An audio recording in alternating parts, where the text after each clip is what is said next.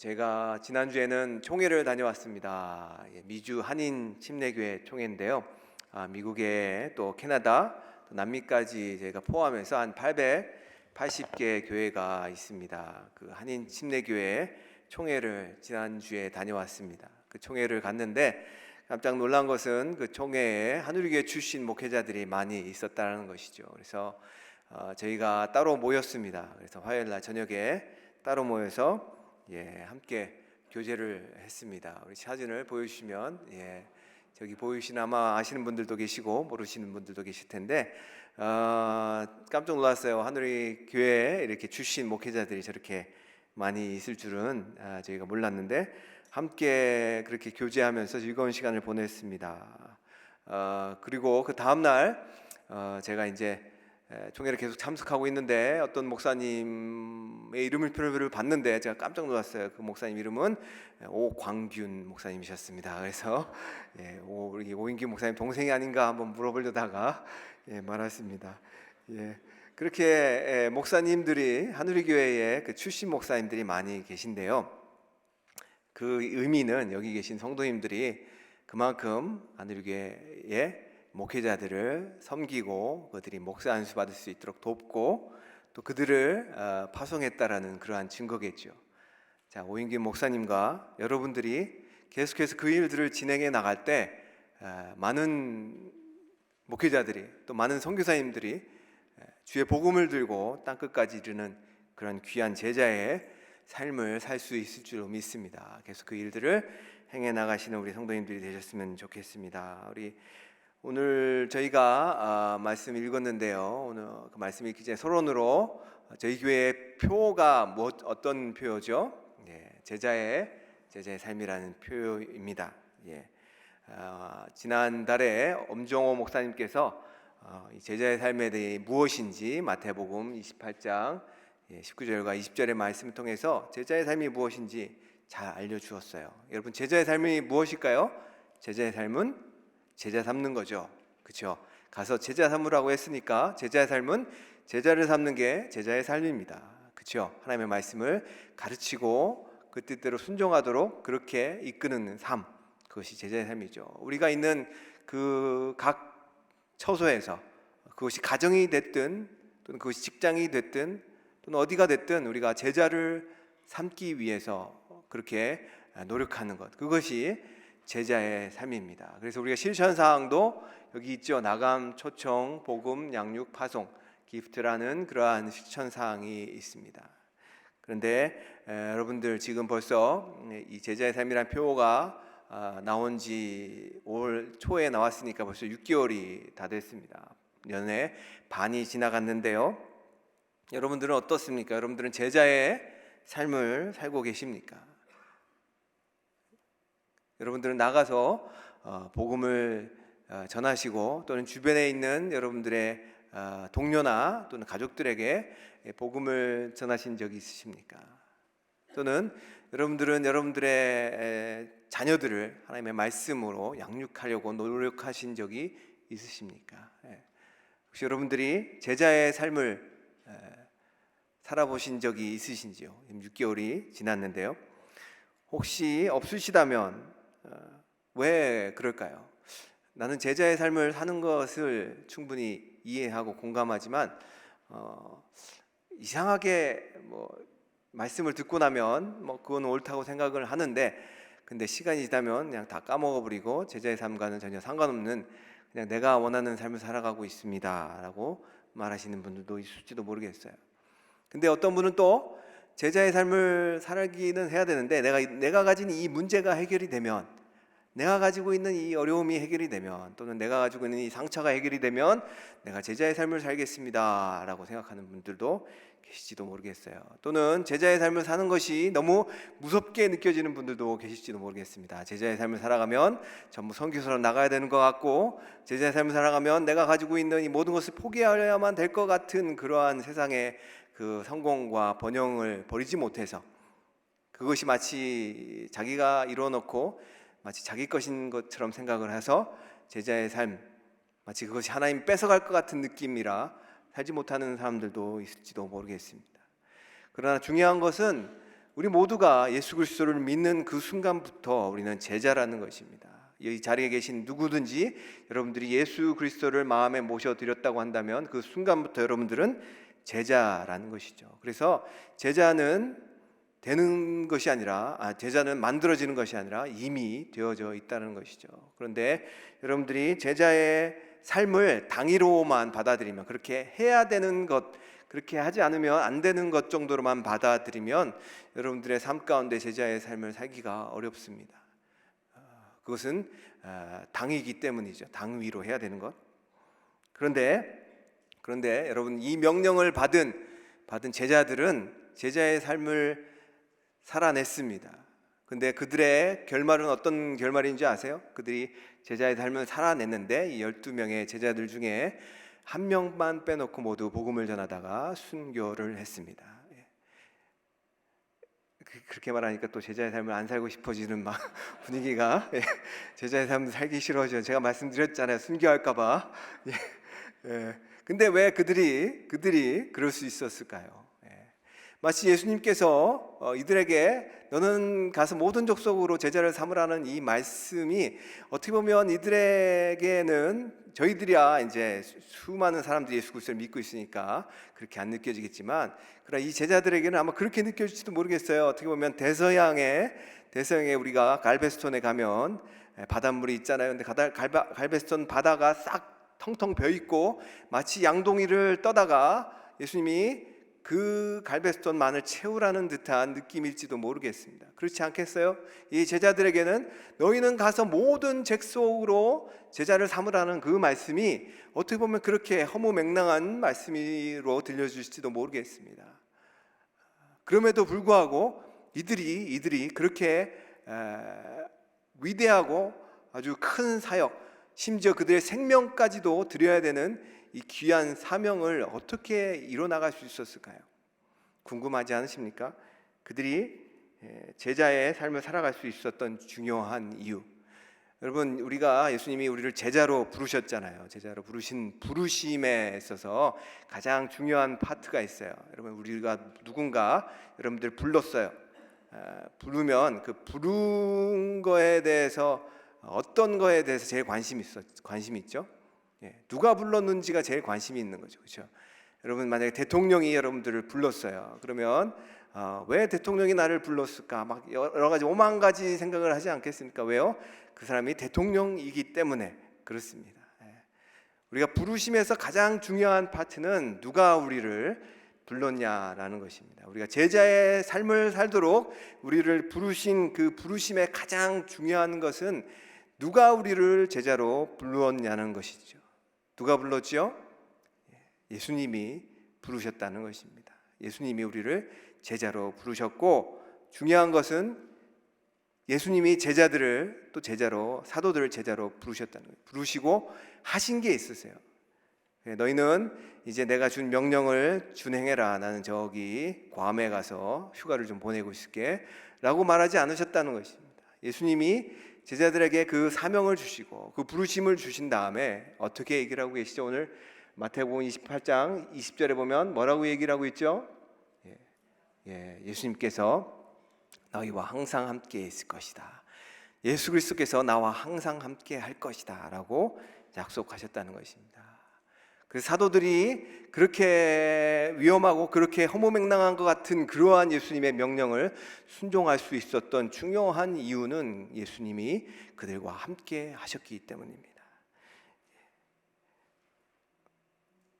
오늘 우리가 제자로 부르신 예수님을 우리가 함께 하신다고 말씀드렸는데, 그러면 예수님이 어떻게 우리와 함께 하실까요? 오늘 본문은 그 예수님이 어떻게 우리와 함께 하시는지, 어떻게 우리를 끝까지 사랑하시는지 세 가지로 잘 보여줍니다. 이 본문을 읽기 전에 우리는 요한복음 13장을 먼저 봤으면 좋겠습니다.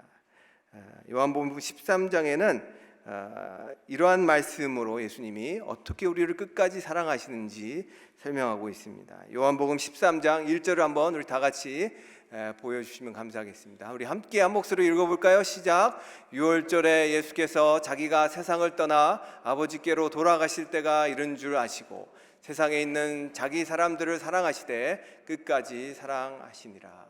예수님이 자기 사람들을 사랑하시되 끝까지 사랑하시는 그러한 모습이 나옵니다. 그런데요, 요한복음 13장 이 동일한 장의 마지막 절인 38절에는 베드로의 실패 이야기가 나옵니다. 38절을 다 같이 읽어보겠습니다. 시작. 예수께서 대답하시되 내가 나를 위하여 내 목숨을 버리겠느냐?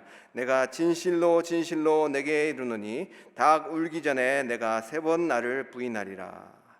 지금 베드로의 실패 이야기가 나오죠. 에스라 성경대학원의 신약학 교수인 양용희 교수는 이 부분을 이렇게 설명합니다. 요한복음 13장은 1절에 나오는 예수님의 끝까지 사랑하시는 사랑 이야기와 마지막 절에 나오는 베드로의 실패 이야기가 짝을 이루는 구조를 가지고 있다. 베드로의 실패 이야기는 예수님의 끝까지 사랑하는 이야기의 중요한 정점을 이룬다 라고 말합니다. 다시 말해서 실패한 베드로를 예수님께서 어떻게 사랑하셨는지를 살펴보는 것은 예수님이 자기의 사람들을 끝까지 사랑하는 것이 도대체 무슨 의미를 가지고 있는지를 알 수 있게 해준다는 것입니다. 그리고 오늘 우리가 읽은 이 본문 누가복음 22장 31절부터 34절은 실패한 베드로를 예수님께서 어떻게 끝까지 사랑하셨는지 잘 보여줍니다. 여러분, 베드로 하면 어떤 이미지가 떠오릅니까? 베드로 하면 어떤 이미지가 떠오르십니까?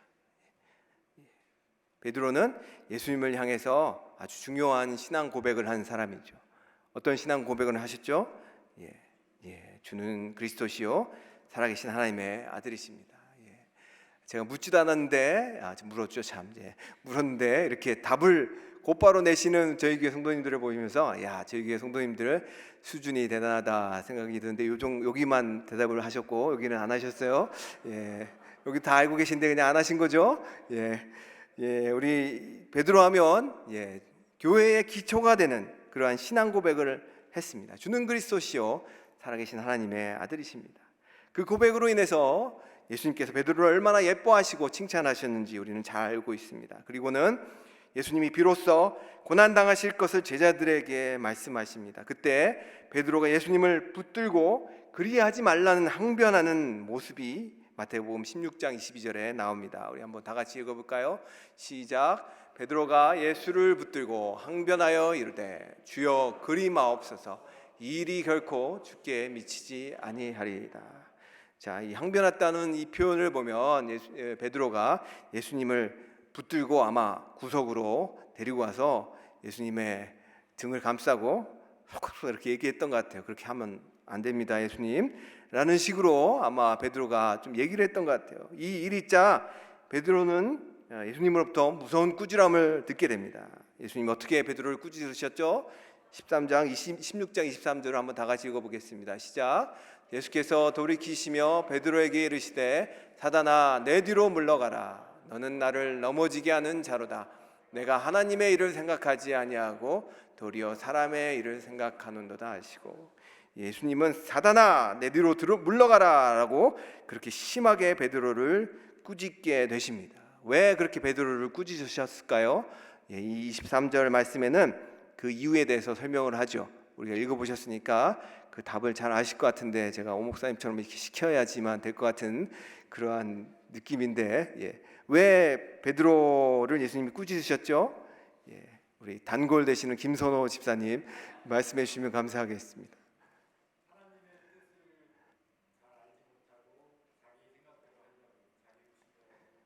맞습니다. 우리 박수로 너무 잘하셨습니다. 우리 아버지 날이기 때문에 아버지가 얘기하면 무조건 박수 쳐드려야 됩니다. 맞습니다. 우리 예수님이 베드로를 이렇게 혼낸 이유는 사람의 일을 생각하고 하나님의 일을 생각하지 않았기 때문이죠. 그래서 예수님은 베드로를 이렇게 혼을 내셨습니다. 당시에 메시아를 대망했던 사회 분위기 속에서 제자들은 예수님이 그들이 그토록 바라던 메시아임을 확신했습니다. 그런데 문제는 그들이 그렇게 바라던 메시아는 이스라엘을 로마의 압제로부터 구원하여 영광스러운 나라로 회복시킬 정치적 메시아로 여겨졌습니다. 그러나 예수님은 지속적으로 당신이 메시아이지만 고난을 받고 죽을 것이라고 말씀하셨습니다. 바로 이 점에서 예수님과 제자들은 서로 다른 방향을 향하고 있었습니다. 우리가 읽은 오늘 본문 바로 앞단락에는 베드로를 포함해서 12명의 제자들 사이에 누가 더 큰지 다투는 장면이 나옵니다. 여러분, 얼마 전 제가 에베레스트 산 정상에 오르려는 산악인들에 대한 기사를 읽은 적이 있습니다.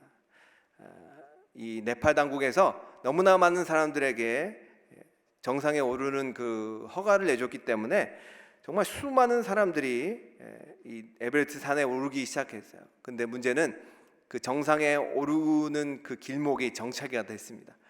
그 정상은 정말 좁거든요. 근데 그 정상에 오르기 위해서 사람들이 1시간씩 줄을 서고 기다렸어요. 그 높은 산소가 부족한 곳에서요.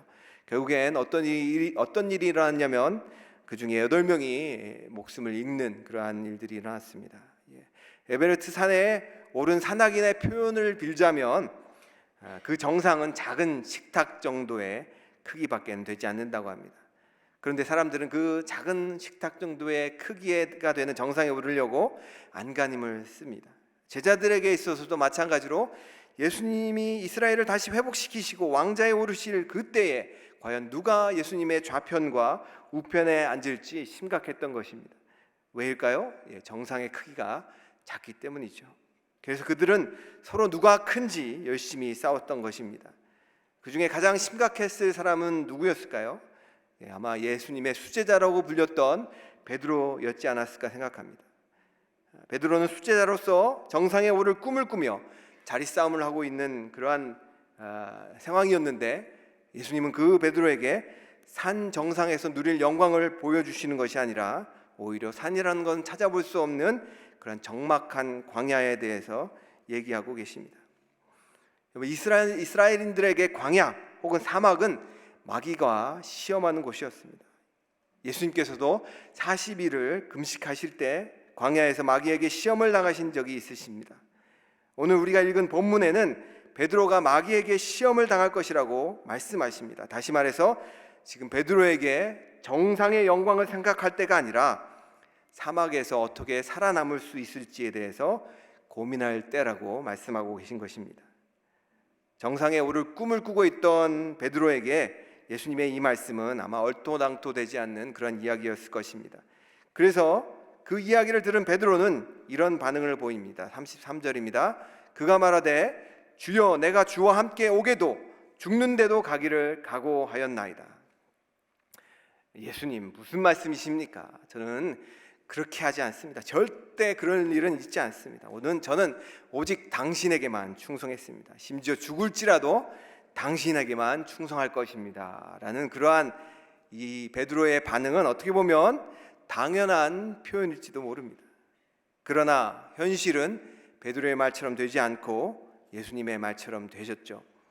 예수님은 그것을 너무나 잘 알고 계셨기에 베드로에게 이런 말씀을 남기셨습니다. 34절입니다. 이르시되 베드로야 내가 내게 말하노니 오늘 닭 울기 전에 내가 3번 나를 모른다고 부인하리라 하시니라. 예수님의 말씀처럼 베드로는 사단의 시험을 받게 되고 그는 결국 하나님을 향한 방향을 상실하게 됩니다. 31절은 그러한 사단의 역사를 이렇게 표현합니다. 시몬아 시몬아 보라 사단이 너희를 밀가루로 하려고 요구하였으나, 여기서 밀가루로 한다는 표현은 키질을 한다는 표현입니다. 여러분 키질을 할 때 키를 이렇게 흔들면 그 쭉정이는 날아가고 알곡만 밑으로 쌓이게 되는 것이죠. 키질을 한다는 의미는 사단이 이 베드로를 또 제자들을 예수님으로부터 멀리 떨어지게, 예수님으로부터 반대 방향으로 향하게 만든다는 그런 의미였습니다. 그래서 베드로를 밀가루로 하려는 사단의 시험은 사실 베드로에게 너무나 가혹했습니다. 대제사장의 집으로 잡혀간 예수님을 멀찌감치 따라간 베드로는 한밤의 추위에 몸을 녹일 모닥불을 발견하였습니다. 그리고는 불 주위에 옹기종기 모여있는 사람들 틈바구니 속에서 멍하니 불꽃을 바라보며 몸을 녹이고 있을 때에 갑자기 한 요종이 베드로를 알아보고 그를 고발합니다. 이 자도 저기 잡힌 예수와 같은 패다. 베드로는 아니라고 고백하지만 그러나 또 다른 사람이 나타나 맞다고 고발합니다. 또 아니라고 부인하지만 이번에는 베드로가 갈릴리 사람이라고 아니면 내 손에 장을 지지겠다고, 그런 표현 안 나오죠 물론. 그러한 장담을 하는 사람까지 나와서 베드로를 고발합니다. 결국 사단의 올무에 걸려든 베드로는 마가복음 14장 71절에 보니까 예수님을 저주하고 맹세까지 하면서 부인하는 모습을 보이게 됩니다. 지금 베드로는 하나님으로부터 반대 방향으로 다름질하고 있습니다. 점점 하나님으로부터 멀어져 가고 있는 것입니다.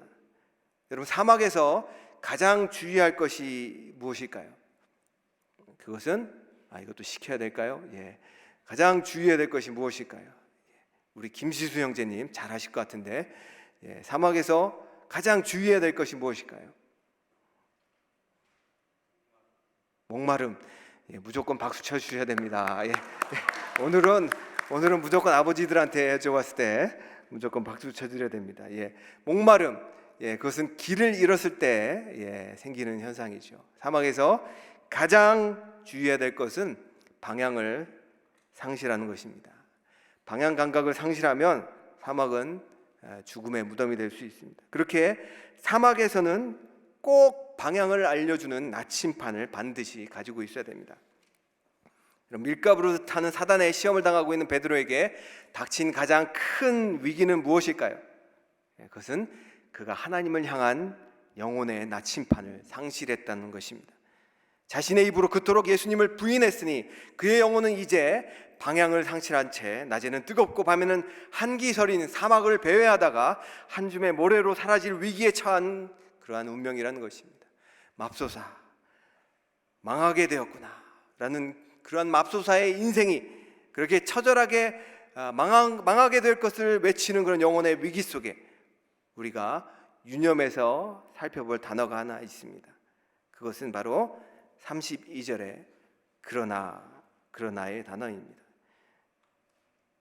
그렇게 사단이 이 베드로를 밀가부르듯 요구했지만 중요한 것은 그러나 베드로의 영혼이 사단의 유혹 속에서 하나님으로 향한 방향을 상실해버리고 미친 듯이 이 방향을 저 방향을 향해서 돌아다닐 때 그의 영혼의 나침판을 다시 고쳐서 하나님만을 향하도록, 예수 그리스도만을 향하도록 그렇게 바꿀 것이라고 말씀하시는 그 예수 그리스도의 그러나 내가 너를 위하여 기도하였다.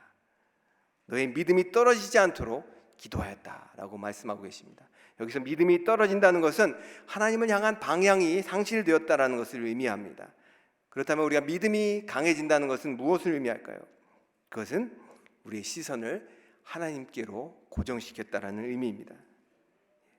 그래서 주님은 베드로가 주님을 모른다고 하며 부인할 때 베드로를 위해 기도하심으로 베드로의 믿음을 다시 붙잡아 주십니다. 그러나의 은혜로.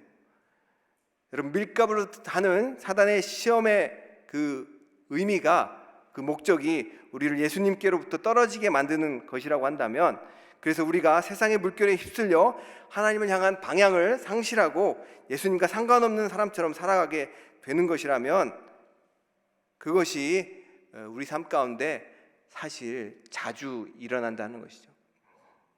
여기 계신 분들 중에 삶을 살아가면서 경제적 이득 앞에서 삶의 그 상황이 곤란해진 그런 상황 속에서 또는 사람이 두려워서 마치 예수님이 우리랑 아무 상관없는 분처럼, 예수님이란 분이 우리랑 아무 관계없는 사람처럼 그렇게 행동하고 그렇게 선택하고 그렇게 말했던 적은 없으십니까?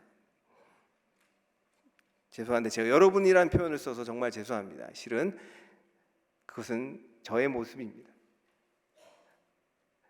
저는 수많은 경우, 정말 많은 경우 예수 그리스도를 믿는 목사지만 상황이 어려워지고 또 경제적인 이득 앞에서 또 사람이 두려워서 예수님을 마치 모르는 사람처럼, 예수님을 마치 나의 주인이 아닌 것처럼 살아갈 때가 얼마나 많았는지 모릅니다. 그것은 우리를 예수님께로 떨어뜨리려고 하는 사단의 시험이라는 것이죠. 하루는 너무나 괴로워서 말씀을 읽어야 되는데, 큐티를 해야 되는데 아침에 일어나서 큐티를 하지 않고 있는 저의 모습을 바라보았습니다. 그러면서 왜 이럴까라는 생각이 드는데 하나님의 말씀을 보기 싫은 거예요. 하나님의 말씀을 보고 싶지 않았어요. 그런데 문득 드는 생각이 그것이 사단의 유혹이었다라는 것이었습니다. 문득 드는 생각이 그것이 사단의 시험이었다라는 것입니다. 사단은 우리가 하나님께로부터 떨어져서 하나님과 전혀 상관없는 그런 영혼의 방향 감각을 상실하도록 만드는 그러한 일들에 아주 능수능란하다는 것입니다. 혹시 여러분들의 삶 가운데 예수님을 생각하지 않고 예수님과 아무 상관없이 그렇게 세상을 살아가고 있다고 한다면 사단이 여러분들을 속이고 있다, 사단이 여러분들을 시험하고 있다라는 생각을 하셨으면 좋겠습니다. 그런데 그렇게 사단이 우리를 밀가부르듯 시험하고 유혹하는데 그럼에도 불구하고 여러분들이 지금 이 자리에 앉아 계신 것은 그것은 주님의 은혜가 아니고선 어떤 방법으로 설명할 수가 없습니다. 주님의 은혜 때문에 여러분들이 이 자리에 앉아 계신 거죠. 베드로가 예수님을 부인하고 그리고 예수님을 모른다고 맹세까지 하며 저주까지 했던 그 베드로를 예수님이 그러나의 은혜로, 그러나 내가 너를 위하여 믿음이 떨어지지 않기를 위해 기도하셨다라는 그 예수 그리스도의 그러나의 그 은혜로 베드로가 하나님을 향해서 계속해서 나아갈 수 있었다고 한다면 이 자리에 계신 우리 성도님들, 여러분들이 이 예배의 자리에 앉아 있을 수 있는 그 은혜는 예수님이 여러분들을 위해서 끝까지 중보기도 하시는 그 은혜 때문에 이 자리에 앉아 계시다는 것입니다. 우리 서로 한번 같이 인사하셨으면 좋겠습니다. 여러분, 예수님 때문에 여기 앉아 계시는군요. 예수님 때문에 여기 앉아 계시는군요. 그래서 요한 1서 2장 1절에 이렇게 말합니다. 너희 자녀들아, 내가 이것을 너희에게 쓰면 너희로 죄를 범하지 않게 하려 함이라. 만일 누가 죄를 범하여도 아버지 앞에서 우리에게 대언자가 있으니 곧 의로우신 주 예수 그리스도시라. 그분께서 우리를 끝까지 붙들고 계시고 우리를 향해서 하나님 앞에서 대언하고 계시다는 사실입니다. 영국의 대형 박물관에는 다양한 유물들과 미술품들이 전시되어 있습니다. 제가 이 예화를 너무나 자주 해서 저 영화부 우리 부모님들은 잘 알 텐데요. 그림을 본 적은 한 번도 없을 거예요. 그림을 한번 보여주시면 감사하겠습니다. 그래서 이 다양한 유물품들이 있는데 그곳엔 유독 사람들이 많이 몰리는 특이한 미술품 하나가 있다고 합니다. 그것은 바로 마지막 한수라는 제목의 그림입니다. 이 그림은 악마와 한 인간이 체스를 두고 있는 장면을 그린 것입니다. 악마는 인간을 거의 이긴 듯 의기양양해하며 인간을 가소롭다는 듯이 쳐다보고 있고, 인간은 도저히 헤어날 수 없는 궁지에 몰렸다는 듯 곤란한 표정을 짓고 있다고 합니다. 그런데 이 그림을 보고 있는 사람들마다 알 수 없는 미소를 짓는다고 합니다. 그 이유는 이 그림에는 이미 끝장날 것 같은 장기판 안에 인간이 역전할 수 있는 마지막 한 수가 들어있기 때문입니다. 그래서 체스를 하는 사람들은 이 그림을 보면서 씩 하고 웃는다고 합니다. 우리를 밀가부르듯 하는 그 사단의 유혹 속에서 우리의 상황을 역전시킬 수 있는 마지막 한 수, 그것은 무엇일까요? 우리를 위해서 대언하시는 바로 그 예수 그리스도. 그러나 사단이 너를 밀가부르듯 요구했지만 그러나 내가 너를 위해서 기도하였노라, 너의 믿음이 떨어지지 않기를 기도하였노라 라고 말씀하시는 그 예수 그리스도의 은혜, 그 은혜 때문에 여기 계신 모든 분들이 앉아 계신 거죠. 우리 다시 한번 인사하셨으면 좋겠습니다. 끝날 때까지 끝난 게 아니야. 한번 우리 서로 쳐다보시면서 끝날 때까지 끝난 게 아니야. 자, 그것이 자기의 사람을 끝까지 사랑하시는 예수님의 첫 번째 모습입니다. 그러나의 은혜로 우리를 붙들고 계신, 우리의 영혼이 하나님을 향한 날침반이 상실되지 않도록 우리를 붙들고 계시는 그 예수 그리스도의 은혜, 그것이 우리를 끝까지 사랑하시는 첫 번째 모습입니다. 그렇다면 두 번째 모습은 어디에 있을까요? 무엇일까요? 32절에 너는 돌이킨 후에라는 표현을 하고 있습니다. 예수님께서 베드로를 향해서 베드로를 위해서 기도하신 다음에 너는 돌이킨 후에라고 표현하고 있습니다.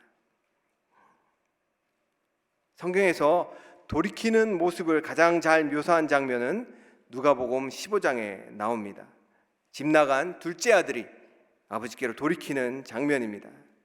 우리 누가복음 15장 17절에서 20절까지의 말씀을 제가 한번 읽어보도록 하겠습니다. 이에 스스로 돌이켜 이르되 내 아버지에게는 양식이 풍족한 품꾼이 얼마나 많은가.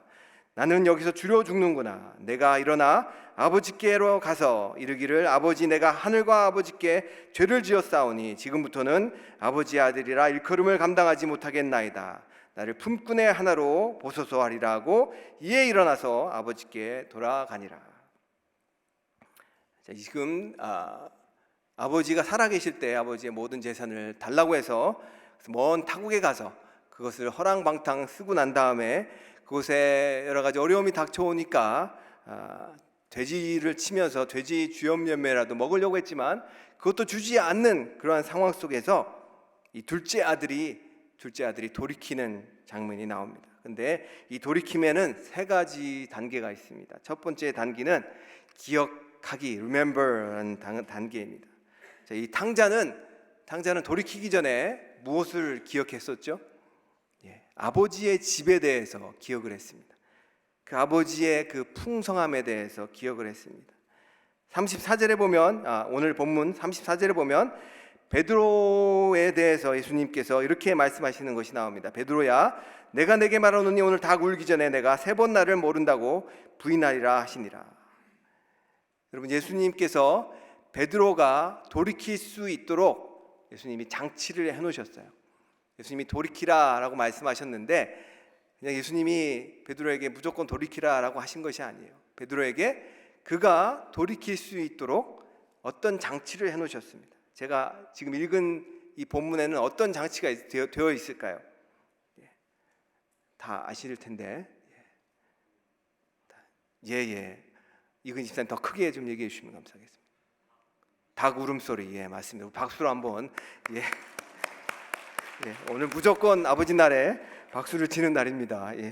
맞습니다. 닭 울음소리였죠. 닭 울음소리. 닭 울음소리라는 장치를 설정해 놓으셨습니다. 그것은 베드로가 예수님을 부인한 후에 예수님의 말씀을 기억하게 하시려고 그렇게 하셨다는 것입니다. 시험이 난무하는 광야 속에서 우리는 주님의 말씀을 기억하게 하는 많은 닭 울음소리를 기억합니다. 저도 그랬습니다. 한때 저도 마음이 무너져서 정말 고통스러운 상황 가운데 운전을 하고 가고 있었습니다. 그때 저 멀리 보였던 빌보드의 한 단어가, 한 문장이 제 마음을 돌이키게 하는 그러한 중요한 역할을 했습니다. 그것은 예수님은 당신을 사랑하십니다 라는 단어였습니다. 예수님께서는 우리가 돌이킬 수 있도록 많은 장치를 여러분들의 삶 주변에 해놓습니다. 그 장치가 울릴 때마다 예수님이 바라시는 것은 여러분들이 돌이켜서 예수님을 다시 향하도록 그렇게 만들고 계시다는 것입니다. 주님의 말씀을 기억하고 베드로는 돌이켰습니다. 탕자는 아버지 집을 기억하고 돌이켰듯이 베드로는 주님의 말씀을 기억하자 닭이 3번 울자 그는 통곡하면서 밖에 나가서 울었다고 62절은 말하고 있습니다. 여러분, 돌이킨다는 것은 고통스러운 일입니다. 내가 잘못된 방향으로 가고 있음을 인정하는 것이며 그것이 얼마나 주님을 슬프게 했고 나와 내 주변의 사람들에게 고통을 주었는지 깨닫게 하는 것입니다. 그리고 올바른 방향으로 유턴하는 것이 바로 돌이키는 것입니다. 이 돌이키는 과정에서 베드로는 심한 통곡을 하는 모습을 통해서 그가 정말 돌이켰음을 보여줍니다.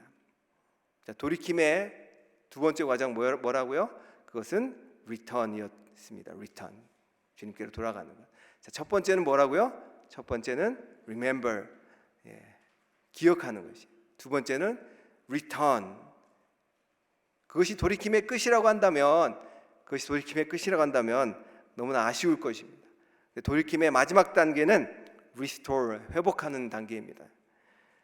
돌이킴의 한쪽 면이 자신의 죄를 자복하는 회개라고 한다면 돌이킴의 또 다른 면은 온전한 회복을 의미합니다. 탕자가 스스로 돌이켜 아버지께 돌아왔을 때 어떤 일이 벌어졌을까요?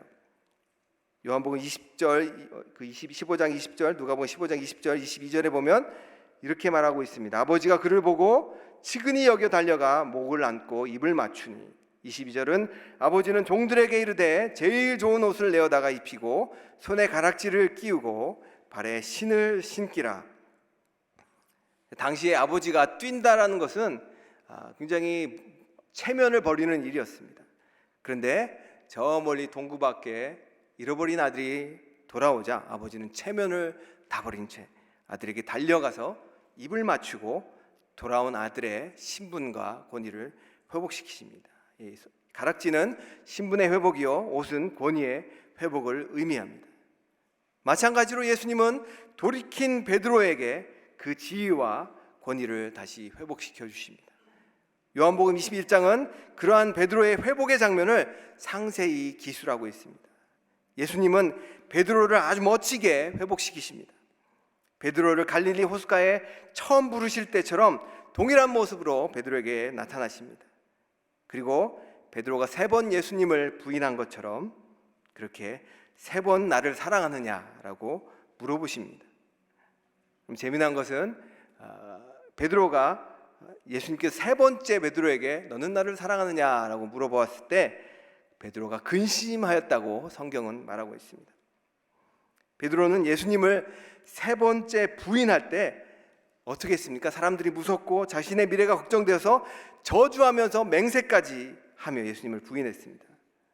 그런데 예수님께서 베드로에게 세 번째로 너는 나를 사랑하느냐 하는 예수님의 질문에 지금 베드로는 어떻게 하고 있습니까? 그 예수님 때문에 걱정하고 있습니다. 예전에는 베드로가 사람들을 무서워하고 예수님을 안다고 했다가 예수님처럼 똑같이 붙잡힐 것이 두려워서 근심하고 걱정했다고 한다면 이제는 나를 사랑하느냐라고 3번 물으시는 예수님 때문에 그는 걱정하고 있습니다. 여러분, 사랑하는 부부가 오랜 시간 같이 살면 서로 닮아집니다. 그 말을 했더니 안 그렇다고 생각하시는 분들이 그런 부부들이 계실지도 모르겠는데, 부부가 서로 닮아가는 이유는 어떤 이유일까요? 부부가 서로 닮아가는 이유, 그것은 서로 좋아하는 것은 좋아하고 서로 싫어하는 것은 싫어할 때 부부는 닮아가게 되어 있습니다. 자연스럽게 닮아가게 되어 있습니다. 그렇다면 우리가 어떻게 예수님을 닮아가게 될까요? 우리가 어떻게 하면 예수님을 닮아가는 삶을 살아갈 수 있을까요? 아주 간단합니다. 그것은 예수님이 좋아하는 것은 좋아하고 예수님이 싫어하는 것은 싫어할 때 우리는 자연스럽게 예수님을 닮아가게 된다는 것입니다. 지금 베드로는 그렇게 바뀌어 가고 있는 것입니다. 예전에는 예수님 아닌 다른 것 때문에 근심하고 걱정했다고 한다면 지금 변화된 돌이킨 베드로는 어떤 것 때문에 걱정하고 있죠? 자신이 사랑하는 예수님이 왜 그 질문을 하실까? 그것 때문에, 예수님 때문에 지금 근심하고 있다는 것입니다. 우리의 신앙이 회복이 되고 우리의 영혼이 회복이 된다는 것을 우리는 어떻게 알 수 있을까요? 무엇으로 알 수 있을까요? 예전에는 내가 그렇게 즐겁고 그렇게 기쁘고 이것만 하면 즐거웠던 그런 일들이 예수 그리스도를 믿고 나면, 예수 그리스도께서 내 안에 내주하고 그러고 나시면 그것이 더 이상 기쁜 일이 아니고 그것이 더 이상 즐거운 일이 안 되고 오히려 내게 근심이 되고, 내가 예수님 때문에 이런 일을 하면 안 되는데, 내가 예수님 때문에 이런 쾌락적인 일을 하면 안 되는데 라고 걱정하고 근심하는 것, 그것이 우리가 예수 그리스도를 닮아가고 있다는 증거라는 것이에요. 그것이 우리의 영혼이 회복돼서 예수 그리스도의 인격을 닮아가고 있다는 증거라는 사실입니다. 그렇게 예수님께서 베드로를 돌이키십니다. 그리고 베드로를 회복하십니다. 두 번째, 예수님이 자기의 사람들을 끝까지 사랑하는 두 번째 모습은 무엇일까요? 그것은 자기의 사람들을 회복하셔서 예수 그리스도의 형상으로 닮아가도록 만드는 그러한 사랑이라는 것입니다. 첫 번째는 무엇이었죠? 첫 번째는 우리가 방향을 상실하고 하나님을 향하지 않고 있을 때 그러나의 은혜로 우리를 끝까지 붙들어 주시는, 그래서 하나님께로 우리의 방향을 향하게 만드는 그 예수님이었다고 한다면, 두 번째 모습은 우리가 돌이킬 수 있도록 우리의 삶에 장치를 마련해 주시고 우리가 돌이켰을 때 우리에게 예수 그리스도를 닮아갈 수 있도록 우리의 영혼을 회복시켜 주시는 그 회복의 예수님이시라는 것입니다. 자, 그렇다면 세 번째, 자기 사람을 끝까지 사랑하시는 그 예수님의 모습은 무엇일까요? 32절에 계속해서 보면 그 모습이 나옵니다. 세 번째 모습은 너는 돌이킨 후에 내 형제를 굳게 하라는 예수님의 말씀 속에서 그 세 번째 모습을 우리는 볼 수가 있습니다. 여러분, 내 형제를 굳게 하라라고 예수님이 지금 베드로에게 말씀하고 계신데요. 여러분, 어떤 사람이 형제를 굳게 할 수 있을까요? 내 옆에 어떤 형제가 넘어져 있어요. 그 형제를 내가 일으키려면 내가 어떤 사람이 돼야 되죠? 내가 서 있는 사람이 돼야 돼요. 그렇죠? 내가 굳건한 사람이 될 때만 내 옆에 있는 형제를 굳건하게 할 수 있다는 사실입니다. 근데 지금 베드로는 그러한 상황 속에 있습니까? 베드로의 상황이 지금 어떤 상황입니까? 그는 실패해서 단단히 넘어진 상황입니다. 그런데 그런 베드로를 향해서 내 형제를 굳건하게 하라라고 말씀하고 있습니다. 자, 이 말은 무슨 의미일까요? 예수님께서 베드로를 굳건하게 세워준다는 의미 아니겠습니까? 베드로의 이름, 그 반석이라는 이름처럼 베드로를 굳건하게 세워서 그래서 형제들을 굳건하게 세우도록 그렇게 만들어주겠다는 의미 아니겠습니까? 도대체 어떤 사랑으로, 어떠한 모습으로 베드로를 굳건하게 그렇게 세워나갈 수 있을까요? 이사야서 26장 3절에 보면 심지가 굳건한 사람, 견고한 사람의 특징에 대해서 이렇게 표현하고 있습니다. 다 같이 한번 읽어볼까요? 시작. 주께서 심지가 견고한 자를 평강하고 평강하도록 지키시리니 이는 그가 주를 신뢰함이니이다. 여러분, 심지가 견고한 사람의 특징이 무엇이죠? 주님을 신뢰함으로 인해서 평강을 얻는 사람입니다. 지금 주님께서 실패한 베드로에게 그 이름에 걸맞는 견고한 베드로가 되게 해주신다고 말씀하십니다. 어떻게요? 어떻게 그것이 가능할까요?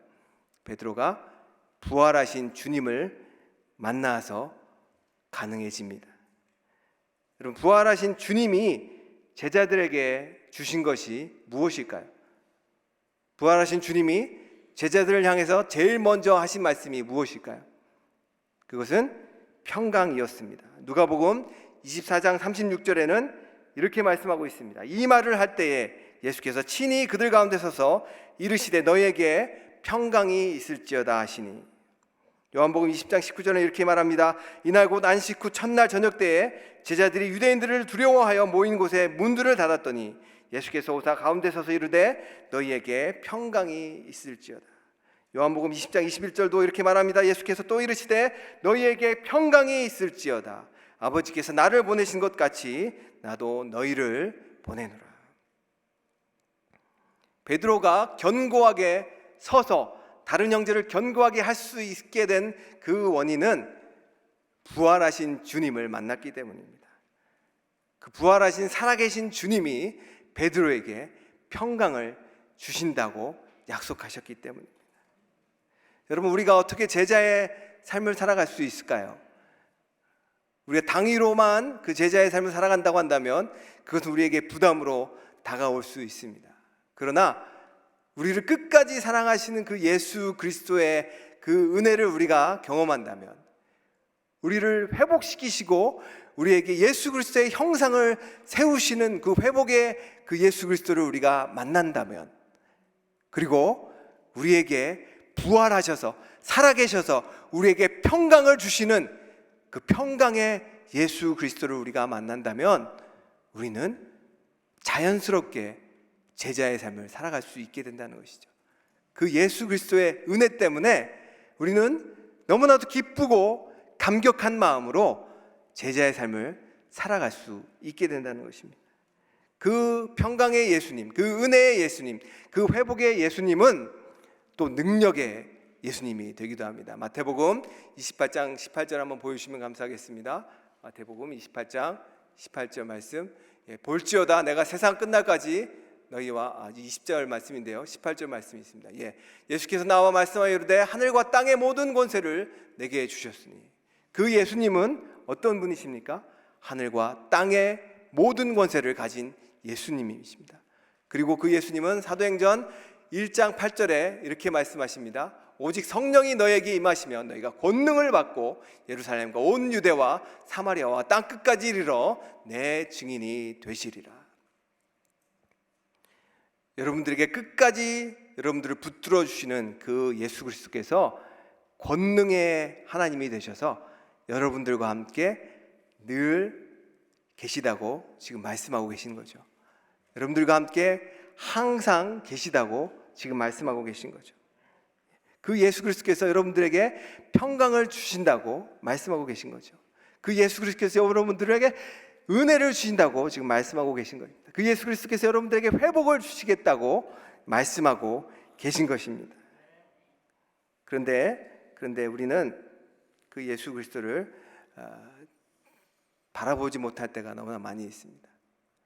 그 예수님을 쳐다보기만 하면 되는데, 그 예수 그리스도께서 여러분들 끝까지 사랑하셔서 그리고 여러분들과 함께 끝까지 함께 계시다고 약속하신 그 예수 그리스도께서 지금 여러분들을 향해서 그 은혜를 주시려고, 여러분들을 향해서 평강을 주시려고 그 얼굴빛을 비추시고 계신데, 그 얼굴을 향하여 들고 계신데, 문제는 우리가 그 예수님을 바라보고 있지 않다라는 것입니다. 그 예수님을 우리가 향하고 있지 않다라는 것입니다. 그 예수님을 향하고 있지 않고 우리가 하는 것은 사람의 일을 구하고 우리의 기쁨을 구하고 우리가 원하는 바들만을 구하고 있다라는 것입니다.